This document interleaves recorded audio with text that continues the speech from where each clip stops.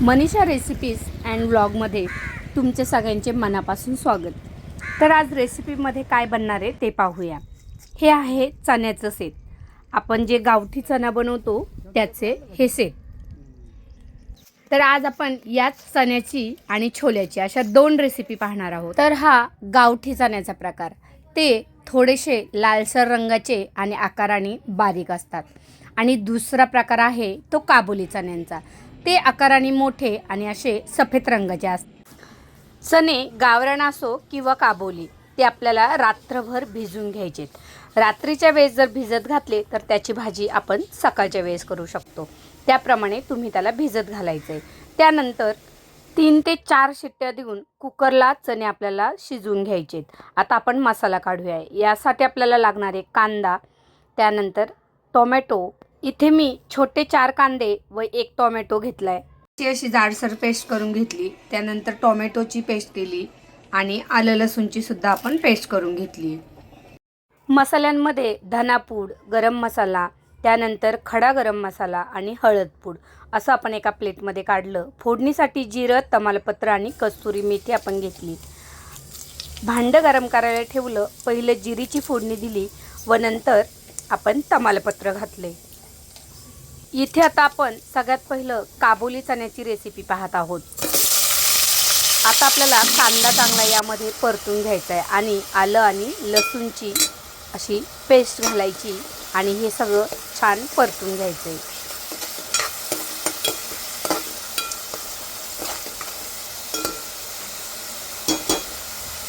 काबुली चणा आणि त्यामध्ये 2 बटाटे मी उकडून घेतलेत. आता कांद्याला तेल सुटलं की त्यावर टोमॅटोची पेस्ट घालून ती व्यवस्थित परतून घेऊया.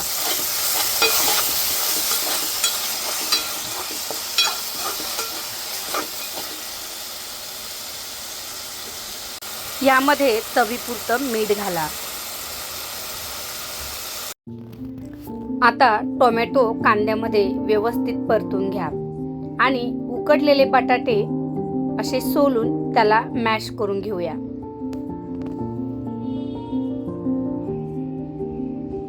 गरम बटाटे मी चमच्याने असे मॅश करून घेतले. आता आपलं टोमॅटोला छान तेल सुटले तर आपण यामध्ये मसाले मिक्स करून घेऊया.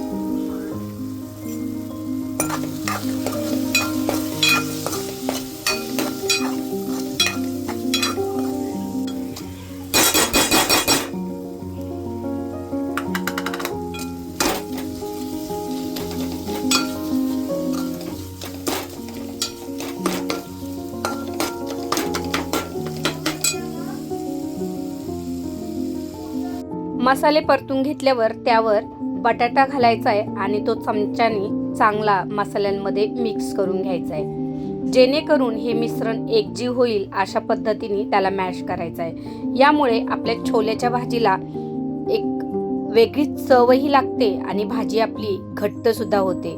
आता यामध्ये आपण जो छोला शिजून घेतलेला आहे तो वरून घालायचा आहे आणि सर्व मिक्स करून घेऊन चांगली उकळी येऊ द्यायची.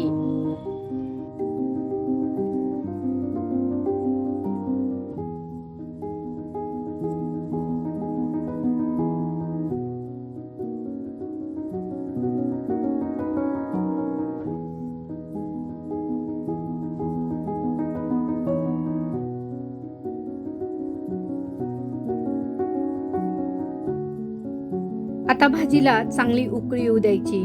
वरून यावर कस्तुरी मेथी घालायची आणि भाजीला मंद आचेवरती छान उकळी येऊ द्यायची. यानंतर मी वरून बारीक वाटून घेतलेलं खोबरं घातले. यामुळे भाजीला तेलही छान सुटतं आणि भाजीची चवही वाढते. मंद आचेवर भाजी शिजल्यानंतर भाजीला अशी छान तरी येते. त्यावर हिरवीगार कोथिंबीर घालून घ्या. आता भाजीला आपल्या छान उकळी आलेली आहे आणि भाजी घट्ट सुद्धा झालेली आहे आणि मस्त रंगही आलाय आणि अतिशय चविष्ट असा हा छोले आपला बनून तयार झालाय.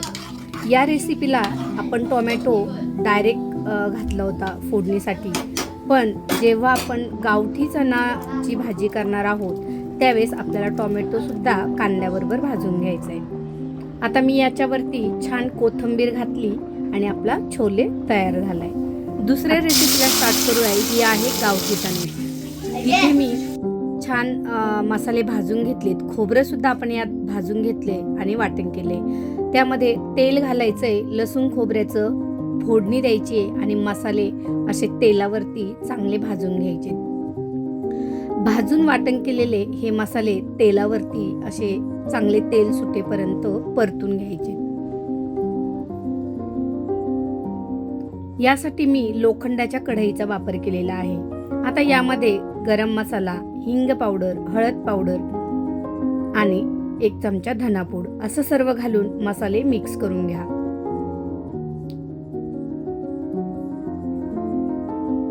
तेल सुटेपर्यंत मसाले परतून घ्या आणि याच्यावरती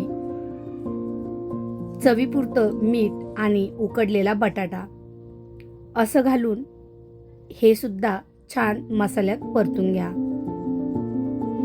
आता तेल सुटल्याच्या नंतर उकडलेला जो गावठी चणा आहे तो यावरती घालून घ्या.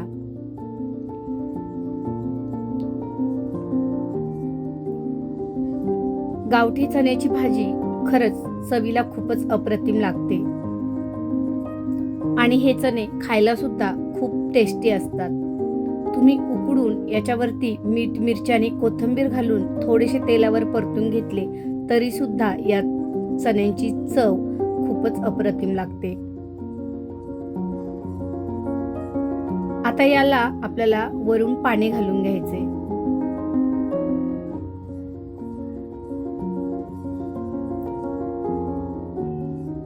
आपल्याला जेवढं रस्सा हवाय त्याप्रमाणे पाणी घालून घ्यायचे आणि याला चांगली उकळी येऊ द्यायची.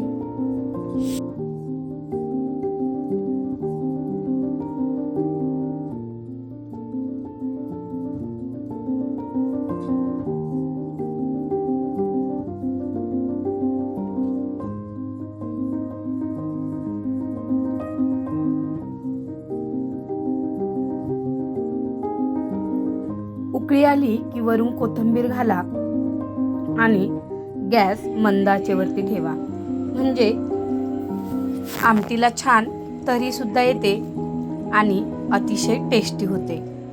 तर या पद्धतीने आपली गावठी चण्याची ही आमटी किंवा चना मसाला सुद्धा तयार झालाय. तर रेसिपी कशी वाटली नक्की कमेंट करून सांगा. धन्यवाद.